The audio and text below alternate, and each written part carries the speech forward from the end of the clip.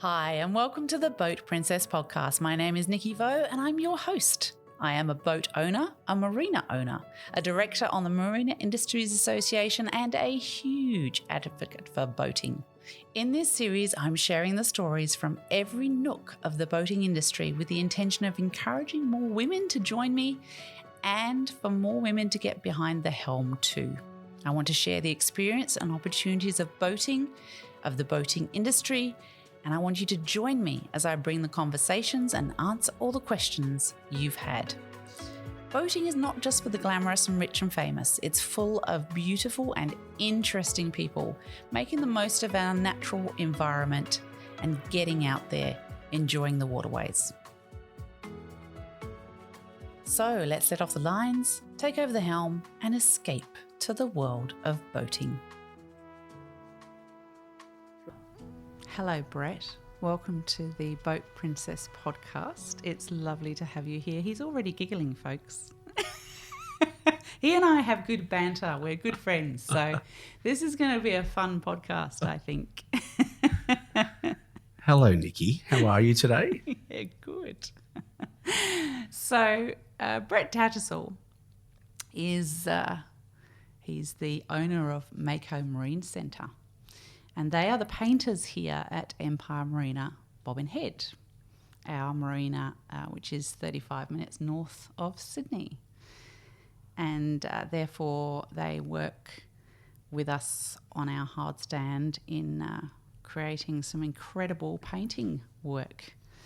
So, Brett, tell me, how on earth did you get into painting boats? Oh, wow. That's a long story. I was a plasterer by trade years and years and years ago, and I was never happy doing the job, so I decided to start doing commercial diving. Okay.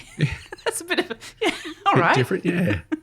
So I was actually landed a job doing commercial diving on Sydney Harbour, and it didn't work out very well. Money wasn't exactly flowing. So, yeah, I ended up meeting the manager of Woolwich Marina. And, we got chatting one day, and one thing led to another, and ended up working on a 110-foot minesweeper that they built from the inside out. That was the first thing you did? Yeah. Oh, love it. And then that just continued on, and then went from... So when you say it continued on, what were you actually doing on that 110-foot minesweeper? So filling and fairing and learning how to paint, basically, yeah. What's fairing? So filling, putting bog on the boat, Yep. and then reshaping it. Okay. Much like a surfboard kind of a... Exactly the same. Okay. On a larger scale. Yeah. So you started that. Yep. And finished that probably 12 months later. Continued working for Woolwich Marina for a few years. Then went from there to Noakes at North Sydney. Oh, okay. Ran their painting department for a year and a half or so. Yep. Then I got poached to go to McConaughey Boats. Mm-hmm. And isn't that interesting? Because John worked for McConaughey Boats as well. He did. He was there before I was there, he was there. There you So, go. yeah. Oh, and John's our marina director, for those who haven't heard John's episode. John's episode may come after this episode as well, so... And there I spent 7 years running their painting department for them, which is where I did Wild Oats and Alfa Romeo and Leopard 3, Moneypenny, all those boats. Wow, really expensive, beautiful racing yachts. Very much. Then I left there and started working for myself, and then eventually ended up here with you guys. I've been here ever since. There you go. So that was about, 15 years ago or so? I'm guessing roughly. So just before, I think you were here just before we took ownership of the marina. Would that be right? No, I think it was literally just after. Just after. Yeah. Yeah. Yeah, just after. Yeah, there you go. And your business has expanded quite a lot over the years, hasn't it? Correct. You have You're based here at Empire Marina Bobbin Head. Correct. You're also based somewhere else. Where is that? At Barrow Waters on the east side of the marina. We've got the entire east side. And we have all the trades down there, where here we strictly do painting. Okay, so you've diversified your business. Correct. At that second location. Definitely. Okay. And when you say, when I say you're the painters here, lots of our listeners wouldn't entirely understand exactly what that involves. Can you explain that a little for us? It's identical to painting a car. It's just on a much larger scale. We're painting boats instead of cars. We use marine paints instead of automotive paints. So it's, a lot of preparation before we even get to the painting stage. But painting a reasonably large boat, you could be painting that over 3 months, where a car's a couple of weeks. So it is very similar to painting cars, just on a larger scale. But here you've got some other challenges over and above painting a car, haven't you? I mean, we've got things like EPA guidelines we have to follow and all those sorts of things. So give us some of those challenges that you, I guess, especially at this location in National Park, that you have to handle, if you like. I would say probably the biggest challenge is, well, in the car industry, they have spray booths. We don't have a spray booth. So what we have to do is we have to tent and use our own extraction. And that can be quite difficult when it comes to weather. But yeah, that's probably the biggest. Obviously, we've got to keep the dust down with extraction. And we just have to follow all the rules and regulations of the EPA and national parks and the marina itself. So there's a lot of things that we have to deal with. But once you've got all your policies and procedures in place, it flows pretty easily. So tell me about a job that you're particularly proud of that you have done as Mako Marine. Oh, wow. I would say probably Calypso. Ah, yes. I'd say. I remember that transition myself. She went from a fairly dull dark green to this beautiful light blue, and you made her look it completely changed the age of the boat in the process, didn't it? Oh, it's totally different. Yeah. That was done 6 years ago, and people still talk about that constantly. Well, I spoke about it myself in an Ocean magazine. You did, yes. Article, yeah. Yes. Because it was such a huge, because I was doing an article about how you don't necessarily have to buy a new boat. You can do up the one you've got to make it look incredibly different. And just to explain, that boat is a Celine, isn't it? Celine. It is, yes. 59-foot Celine. Yeah.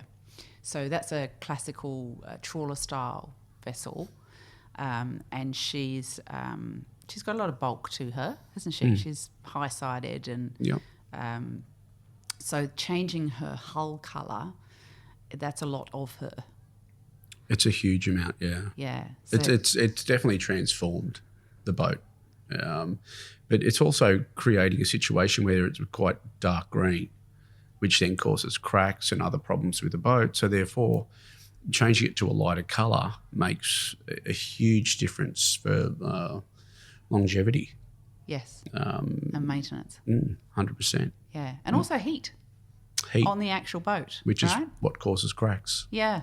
Yeah, but in terms of internally, the boat would be slightly hotter if you've got a dark hull than if you've got a paler hull. And especially you've put a metallic reflective paint on it now, haven't you? Correct, yes. Yeah. Yeah, so that blue. would make a huge difference to the heat inside Very much. the boat and the maintenance, the effect of the heat on the hull in terms of maintenance as well. So I think sometimes we need to look at, because painting, when you're quoting it, can be a little bit of a bill shock moment for the clients, because they think, oh, it's just a quick paint job, right? Yeah?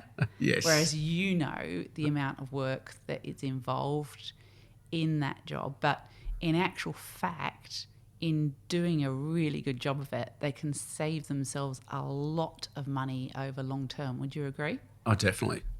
Definitely. Give me a bit into that. Oh, look, once a boat starts cracking, you've got to get to it pretty quickly. If you have a situation where, a 59-foot boat and you end up with cracks all the way down the side of the boat, that's it's a huge job to get rid of those cracks. But obviously the owner actually got to that quite quickly, which meant that we didn't have to remove all the old gel coat and paint off the boat back to raw glass and start again. So it's really important they don't get to that stage where, like I said, fortunately that particular boat, it didn't actually happen. So as an owner, especially if you've got a dark coloured hull, one should keep a close eye on the condition of that very much hull, and very perhaps have someone like yourself check it when it comes up for anti-foul to just say, it might be next year or it might be this year, you need this done. Definitely. Do you agree with that? Definitely. They start off as very, very tiny little cracks that are very hard to see, unless you know what you're looking for. But gel coat doesn't have as much UV protection as what two-patch paints do these days. So therefore, the best thing to do is paint the actual hull. Some hulls are fine with a dark colour. Other hulls you need to change them to a lighter colour, and then that way it stops the heat that it generates, which then causes cracks from expansion and contraction. And that's basically how that works. So yeah, it's just keeping an eye on it. Definitely.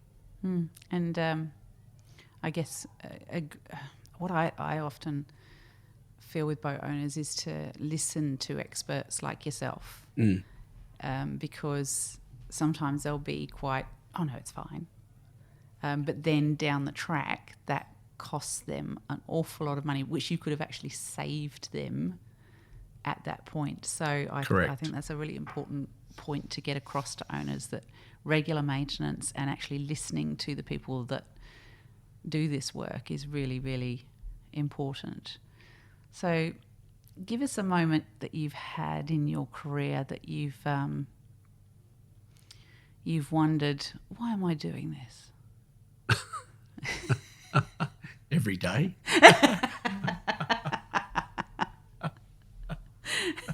Because I know out there, the owners out there that pay a lot of money to have their boats painted think, oh yeah, Brett's, earning an absolute fortune if I'm paying him that much, so on and so forth. They tend to think it's, he's just slapping on a bit of paint and it's all very easy and all that sort of thing. And they don't really take into the factors of what your business truly involves and the amount of work that goes into it. So what are some of those challenges for you? There's a huge amount of man hours that goes into painting a boat. Huge. Materials aren't cheap, that's for sure. But it's not easy quoting some of those big jobs because they really are so labour intensive. And because you're fighting the weather as well, it's not as easy as what people think it is. It's not like, even though it's similar to painting a car, it's not the same. But trying to have a situation where, leading you lead a horse to water, but you can't make it drink. That happens regularly. But the people that have actually had boats painted before, they know and they understand it. So they're quite easy to deal with. But then you get other clients that, they think that you're just trying to pull money out of them, but it's not how it is. You're only trying to get the job done for them because that's what it needs. It's easy to sell somebody a job where something that somebody needs. It's hard to sell somebody something that they don't need. But we're not selling them anything that they don't need.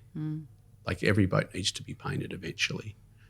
But it's not a situation where, I've knocked back jobs before where the clients wanted it painted and I've said, well, it doesn't need to be painted. Like, I'm not in the business to be taking money off people just for the sake of it. But because the boating industry, the boating world is tiny in terms of your reputation spreading very quickly. Correct. So if you are quoting or perhaps you're trying to do it a bit cheaper and therefore the work doesn't last as long or it isn't as good and all those sorts of things, that gets around in the boating community really quickly, doesn't it? Very much, yeah. Yeah. So that's why I just won't do jobs like that. Yeah. I'll only do the job if we're allowed to do it properly. Yes. That's it. Yeah. Otherwise, there's no point in doing the job. Yeah. It's not fair to us, and it's not fair to the owner itself. You know, you expect a paint job to last a minimum of 10 years, as long as they keep it waxed, if not more. I've seen paint jobs where they've lasted 15 years. So it's just one of those things that you've got to treat the paint right after you've actually had it done by keeping the wax on it. Because it's, what we're doing is we're putting UV protection back on it. So it's like sunscreen. Yep. But then you want to protect that sunscreen with other sunscreen being wax. So it's maintaining it as well. So let's just talk about that for a moment. How often do you recommend owners should wax their boats? And by waxing, we're talking about polishing that detailers would normally do. Well, detailers, correct, they do that as well. But when they're polishing, they're actually polishing with a machine. Right. When I'm talking about waxing, it's just applying wax like Karate Kid. Okay, so this is different. Wax on, wax off. This is different to the waxing that your detailer does? No, it's the same. It's the same. It's the same, but they'll also buff it too. Yes. Where you don't need to buff a fresh paint. Yeah. It's not necessary. No. You just need to keep it waxed, which is really, really important. So how often do you recommend they do that? I would say every 3 months. That often? See, I would have said 6 months, so there you go. There's a lesson learnt right there. Yeah, all the superstructure usually gets done every 3 months, or should.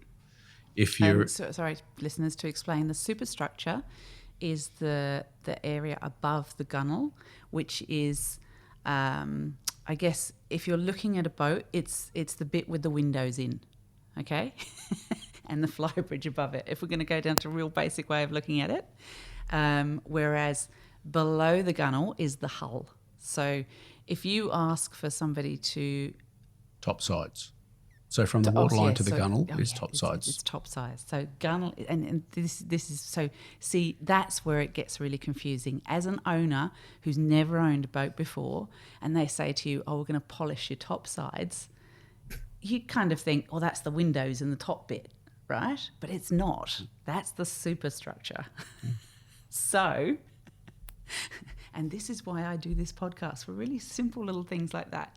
So let's just go into the bits of the boat for polishing, all right? Explain that to me now, Brett. So from the waterline to the top, well, from the waterline to the gunnel is your top sides.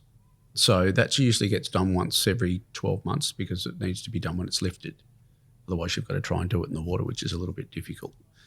Then you've got the superstructure. So from, as you explained, from the gunnel upwards. Oh, the gunnel, by the way, it's spelt gun whale, and it's kind of the line that you see at the top of the hull.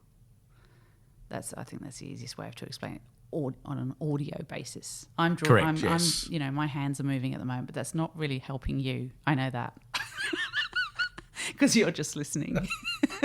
But the gunnel is. Kind of imagine where, if you're standing on the deck, the edge of the deck, that's the gunnel. That's the rubbing strip. That's the closest we can get to it in terms of explaining it verbally. Or the rubbing strip that runs around the side of the boat to protect it. Yes. Yeah.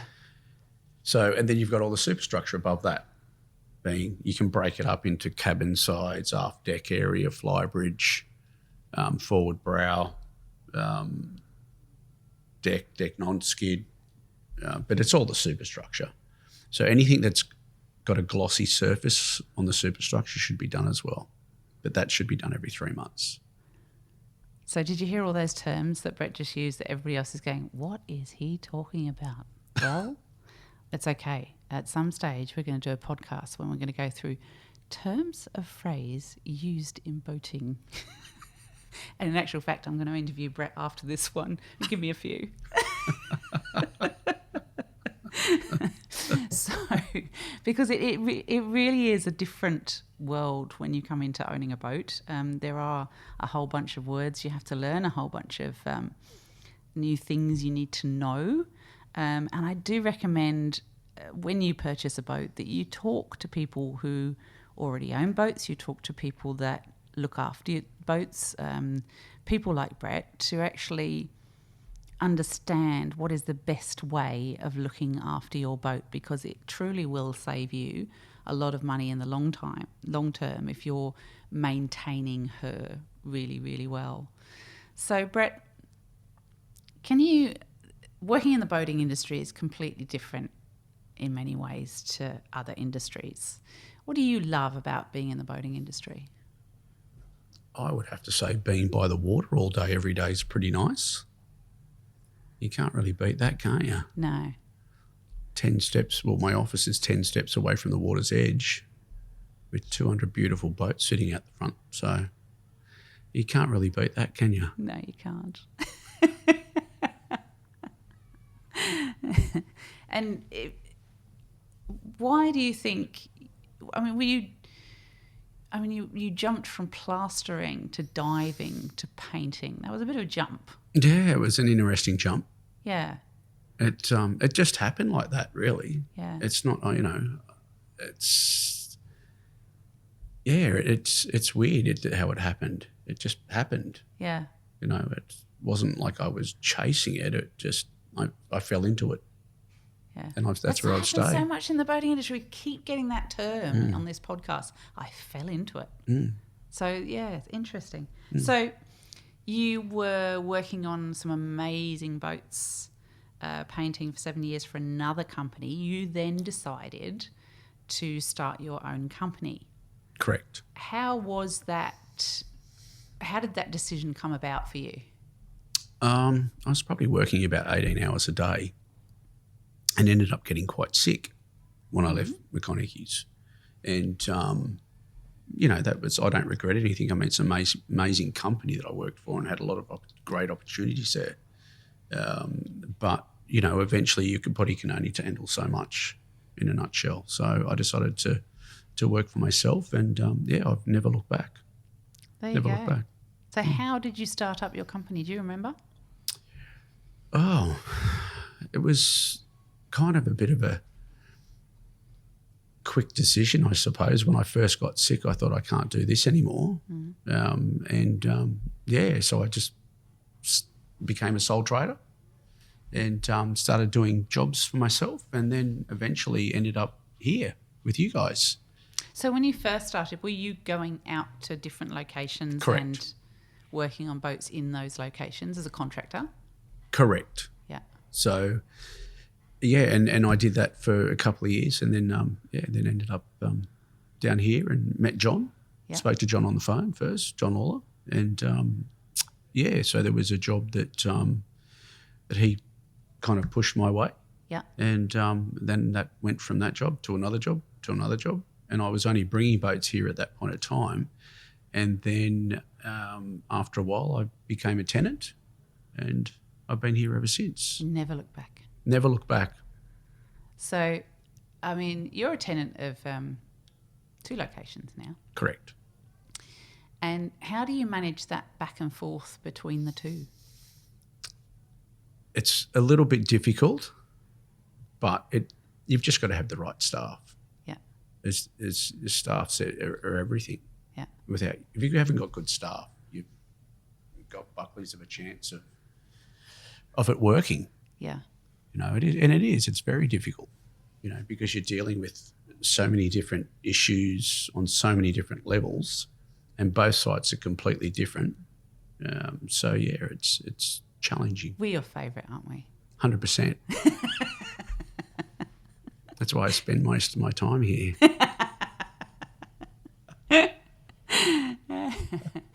Well, as a marina, it's really important for us to have tenants that do great work, because even though you're a tenant at the marina, the clients will always look upon you as part of us. Yes. So if something goes wrong with what you're doing, we tend to cop a bit of that as Definitely. well as you. Well, they never get any complaints about me. But so we love having you here because your work is really great, and Thank you. Therefore that assists in our reputation as well as yours. And that, I think that's really important. And the other thing that I find really important marinas as far as contractors and tenants go, tenants especially, is that you all have your own businesses, but we need to somehow keep you all happy with each other so that, you know, the best outcome occurs for clients at the marina and for boats coming into the marina to have their works done. They can be tricky sometimes because there's some characters in the boating industry, but it's I think it's something that marinas need to be aware of. You need to be careful with your tenants. You need to be careful which tenants you select for your marina, and also that you keep an eye on how they're all behaving together, so that and that's part of the marina manager's role and part of the marina owner's role to sustain those relationships and make sure it's all working well. I think that's actually something that people don't necessarily from the outside coming in realise that is actually going on within a marina. Oh, look, I would say it probably happens in every industry, really. I mean, there's a lot of stuff that goes on behind the scenes that, you know, obviously the clients have no idea about. And it is very challenging to try and work in with other trades with, you know, obviously the larger jobs that we have going, because there's just so many other dynamics that are involved in the job that the owner, you know, doesn't even really need to know about, to be quite honest. I mean, it's probably best that they just, you know, give you the boat and you make it look amazing and give it back to them at the end of the day. And everybody's happy at the right price as well. But, yeah, there's a lot involved, definitely, with the larger jobs, because you've got shipwrights trying to work around painters trying to work around shipwrights, mechanics, trimmers, which doesn't really normally come in till the end of the day. Yeah, there's a lot involved. Electricians as well. Yeah, so. And we have all of those here, so We do. Yeah, the full works, which is good. So, yeah, Brett, how have you become this handsome? Honey,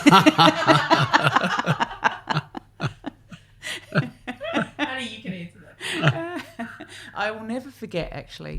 I took my girlfriends out on the boat one day, and Jason and Brett came and helped us leave the berth by taking the lines off for me, so that I didn't have to do that and drive the boat, because my girlfriends who were on board weren't boaties. So I was driving the boat out, and Brett and Jason came. I remember that. And helped us leave, as it were, by taking the lines off. And one of my girlfriends on the boat said, "Oh my God, Nicky, you work with these guys every day? That's what I call good looking." And I have noticed the boating industry is full of good looking people. We attract, and even when I interviewed, that was Atlanta, wasn't it, at Princess, she made the comment that the owners of boats were good looking as well.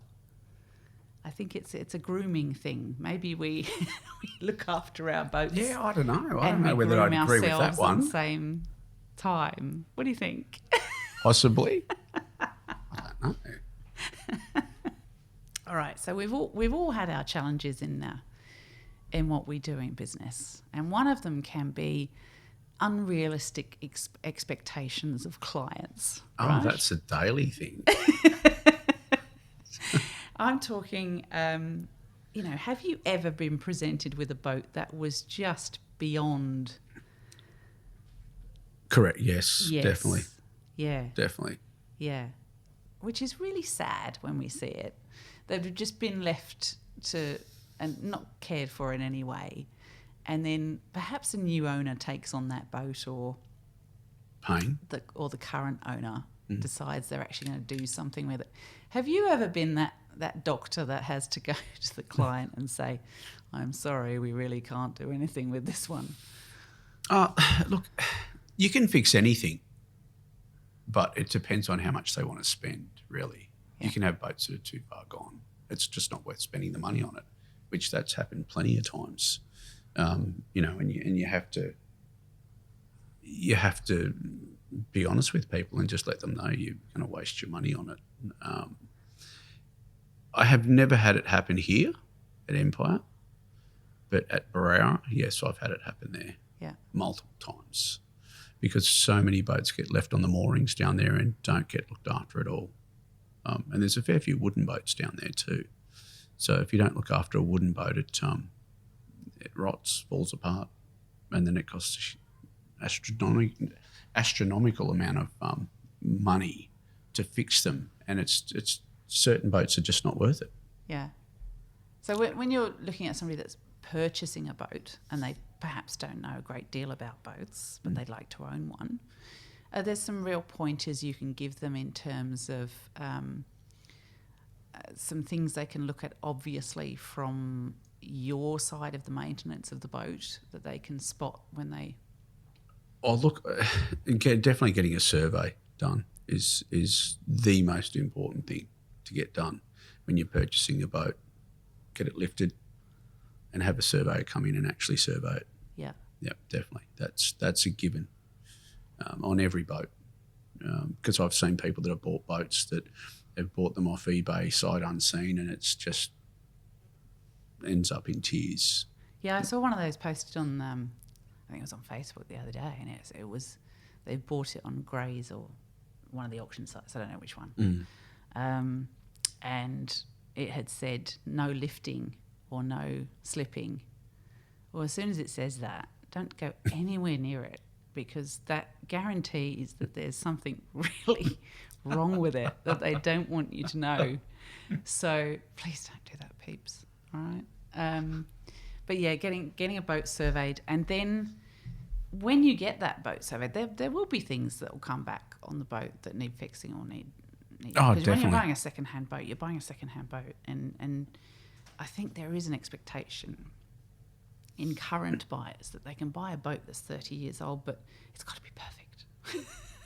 It's not going to be, all right? But then go to experts like Brett and say, how much is this going to cost me? And then you can get some insight as to what that boat is genuinely going to cost you over time.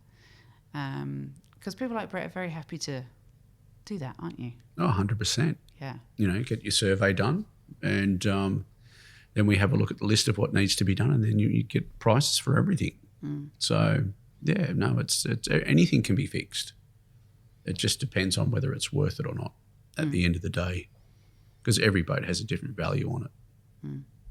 Absolutely. So if someone wanted to do what you do, what would you say would be the best pathway to doing that? Go back to uni. Don't do it. That's funny. Go back to uni. Don't do it. That's not Become what a you're doctor. supposed to say, Brett. You're supposed to say something really encouraging.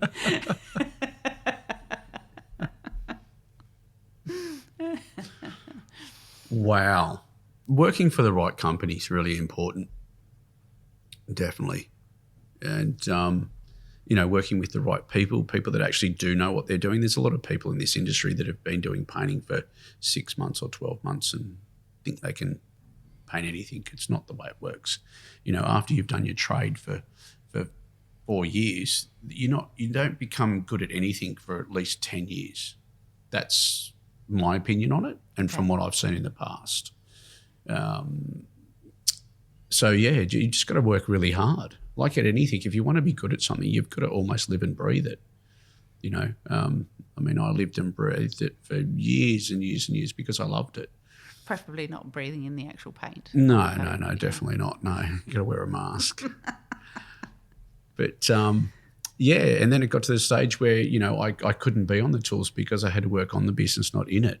Yeah. And it was an interesting transition because when I got to that point where I had to get off the tools and work on the business, it was I felt like I wasn't doing enough in the business. I didn't I felt bad because I wasn't actually on the tools working with the boys. Yes. Even though I overlooked the jobs and I'm still very heavily involved, obviously, in the business, it was still a situation where I just felt like I wasn't doing enough work with the boys. But so I felt bad. Or girls. Or girls. Or girls. Yeah. Yep. Yeah. Yep. The team. Yes. So so it was worthwhile doing it, but it did take a bit of a transition period. Do you miss that? Do you miss being on the tools more? Now? Yeah. No, not at all. No. I enjoy, like, when it's really cold in winter, it's kind of nice being in the office. You have got a nice office. You've even got a nice bistro that brings you your lunch and everything, haven't you? I do, and I really feel half the time like I should be bringing them their lunch rather than them bringing. He's talking because it's sometimes me.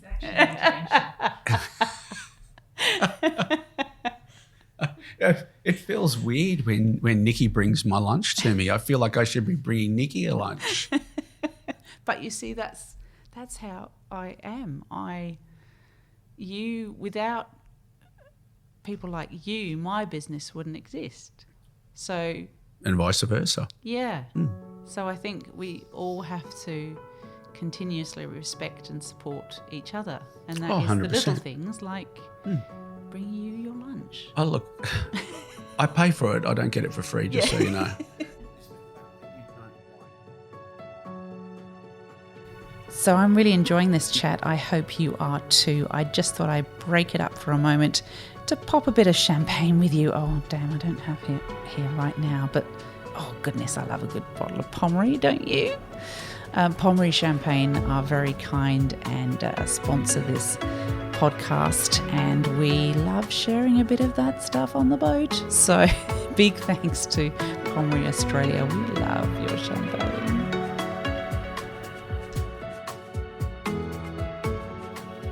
Thank you, Pommery Champagne and Ross and Whitcroft, for the wonderful things that you provide for us to give to our podcast guests after they've been here. I'm looking forward to seeing Brett in my cap. That'll be good. Nice. So, Brett, are you a boater? Yes, I do go boating. I do have my own boat. It's not a large boat, which shows we don't make a lot of money out of this. But yeah, no, I love boating. It's the good thing is that when you leave, land, being either your dock or your berth, your boat ramp, it's you're leaving all your worries behind. So it's it's just amazing being on the water. Really beautiful. Where is give me a boating experience you've had recently that really is, you think, wow, this was fantastic. Does it have to be recently, or can we go back a little bit? You can go back a little bit. Oh, Bora Bora. Oh, that's just, that's not fair. I've never been to Bora Bora, so that's not even fair talking about that. I didn't know that you haven't. No, I've never been to Bora Bora. So what was so wonderful about Bora Bora? Oh, it's just amazing. Absolutely beautiful place. Being able to swim with sharks without being eaten alive. We are Australian. It's pretty incredible. The black-tip reef sharks, manta rays will climb on you. That's amazing. You get, with manta rays climbing on you because they're so used to being fed by humans over there. So they flap around and climb all over you. And it's the crystal clear water. That's incredible. Absolutely the most amazing place I've ever been to. Beautiful. So I'd get your little bucket. You get everything in the bucket list. Yes. And I'd pop that one in there. Okay. Sure. All right. I'm going to add that to my bucket list. Definitely. Boating in Bora Bora. Add that to your bucket list, people. Definitely. It's a good one. And closer to home, have you had a really nice experience with boats? Yes, I would say up the coast, which is Fraser Island's one place. That's beautiful. Swansea. So last time I went boating, we went outside the heads at Swansea, and we saw a pod of dolphins. There was thousands of dolphins. So we caught up to them, and they were jumping beside the boat, behind the boat, in front of the boat. Absolutely incredible. Really, really beautiful place up at Swansea. But getting up a bit further north, Fraser Island's definitely beautiful. Absolutely amazing. The west side of Fraser Island, like you can catch juvenile marlin about 100 metres off the west side of the beach. So, it's an amazing place. Yeah, because you're a bit of a fisherman, aren't you? Yeah, but not very good at it. Well, we call it fishing, not catching. That's correct, yeah. I'd like to change it to catching, but... Because I think it sounds better than fishing, actually. Catching. Yeah. Yeah. Makes more sense, doesn't it, really? It does, yeah. Yeah. I catch a lot more. Yeah. Yeah. If we go with that positive outset right from the start that we're calling it catching, not fishing. That's right, yeah. Then we're probably going to get more results, aren't we? But that's exactly We're manifesting immediately by saying catching. Yeah. Yeah. That's right. Be the fish. So it's been lovely talking to you today, Brett. You and I have good banter when we see each other on the marina.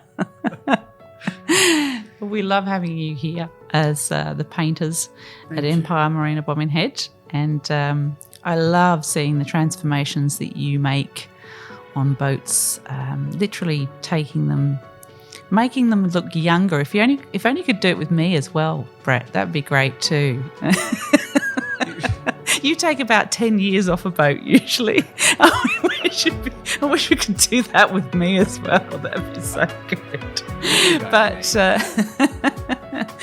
But yes, I do love seeing the transformations that you create on the hard stand, and the quality of your work is absolutely fantastic. So I really appreciate you coming to chat with us today. Thank you. It's been great being here. Good. And we hope to see you transforming more boats in the future. We will. And we do, every day. Thanks so much, Brett. And we'll see you on the water soon.